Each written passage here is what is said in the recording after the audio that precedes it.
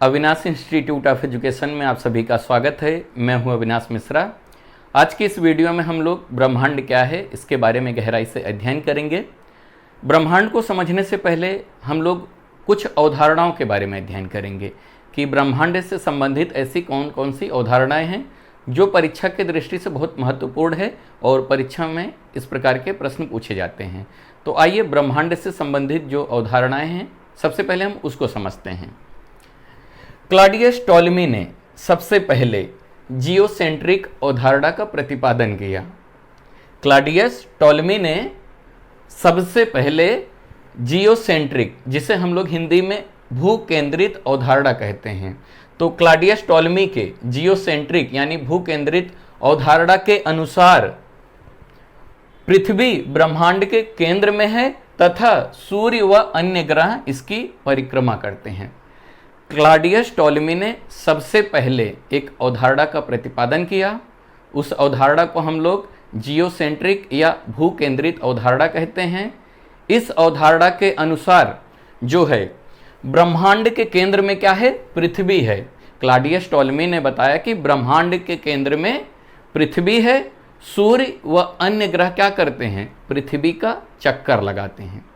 जाहिर सी बात है, अगर हम पृथ्वी पर हैं और सूर्य को देखते हैं, बाकी ग्रहों को देखते हैं, तो ऐसा लगता है कि पृथ्वी का चक्कर जो है सूर्य बाकी ग्रह लगाते हैं, ऐसा प्रतीत होता है। तो सबसे पहले क्लॉडियस टॉलमी ने ये बातें बताया और काफ़ी समय तक इनकी बातों को लोगों ने सच माना और विश्वास किया। फिर उसके बाद निकोलस कोपरनिकस ने हेलियोसेंट्रिक अवधारणा का प्रतिपादन किया। किसने? निकोलस कोपरनिकस ने हेलियोसेंट्रिक अवधारणा का प्रतिपादन किया, जिसे हिंदी में हम लोग कहते हैं सूर्य केंद्रित अवधारणा। इस अवधारणा के अनुसार कोपरनिकस ने बताया कि ब्रह्मांड के केंद्र में पृथ्वी नहीं बल्कि सूर्य है। पृथ्वी एवं अन्य ग्रह इसकी परिक्रमा करते हैं। तो यहाँ पे निकोलस कोपरनिकस ने बताया कि ब्रह्मांड के केंद्र में पृथ्वी नहीं है बल्कि सूर्य है। बाकी जो पृथ्वी है, अन्य ग्रह क्या करते हैं? सूर्य का चक्कर लगाते हैं। उन्होंने बहुत खोजे की, वो खोज करने के बाद उन्होंने ये बातें साबित की। समझ में आ गया? तो पहले ब्रह्मांड को सिर्फ जो सौर मंडल है उसे ही ब्रह्मांड समझा जाता था। तो निकोलस कोपरनिकस ने क्या बताया? उन्होंने बताया कि ब्रह्मांड के केंद्र में पृथ्वी नहीं है बल्कि क्या है? सूर्य है। पृथ्वी एवं अन्य ग्रह क्या करते हैं? सूर्य की परिक्रमा करते हैं। इसलिए निकोलस कोपरनिकस को क्या कहा जाता है? आधुनिक खगोल शास्त्री का जनक कहा जाता है। आपसे प्रश्न पूछा जा सकता है कि आधुनिक खगोल शास्त्री का जनक किसे कहा जाता है? तो याद रखना, निकोलस कोपरनिकस को कहा जाता है। और उनकी जो अवधारणा है, कौन सी अवधारणा है? हेलियोसेंट्रिक या सूर्य केंद्रित अवधारणा है। उसके बाद 1805 में विलियम हर्शेल ने, याद रखना, 1805 में विलियम हर्शेल ने बताया कि पृथ्वी, सूर्य व अन्य ग्रह आकाश गंगा का एक अंश मात्र है। बाद में विलियम हर्शेल साहब ने अध्ययन किया और अध्ययन करके बताया पृथ्वी, सूर्य व जो भी अन्य ग्रह हैं वो क्या है? आकाश गंगा का एक अंश है। आपसे प्रश्न पूछा जा सकता है कि ये किसने कहा था कि पृथ्वी, सूर्य व अन्य ग्रह आकाश गंगा का एक अंश मात्र है? तो याद रखना, विलियम हर्शेल ने कहा था।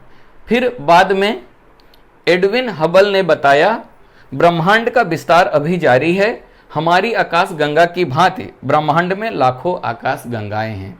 आगे चलकर एडविन हबल ने बताया कि जो ब्रह्मांड है वो विस्तारित हो रहा है, यानी कि फैल रहा है, और आकाश गंगा का विस्तार यानी ब्रह्मांड का विस्तार अभी जारी है। समझ में आ गया? अब आइए हम समझते हैं कि ब्रह्मांड किसे कहते हैं। पृथ्वी जिस पर हम रहते हैं वह सौर मंडल का एक भाग है। पृथ्वी यानी हमारा घर जिस पे हम रहते हैं वो किसका भाग है? एक सौर मंडल का भाग है। और सौर मंडल जो है आकाश गंगा का एक भाग है।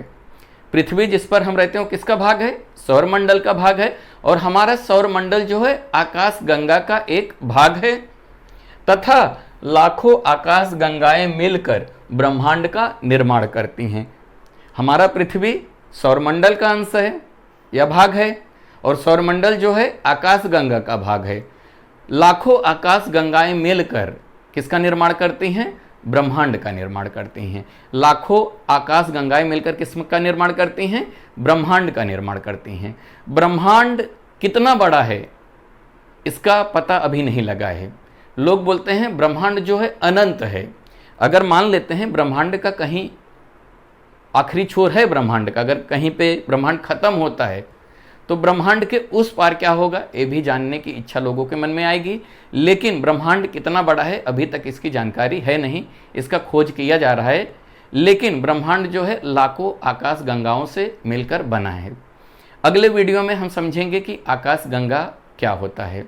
ठीक है, ऐसे बहुत सारे वीडियो देखने के लिए इस चैनल को सब्सक्राइब कर लीजिए। वीडियो देखने के लिए धन्यवाद।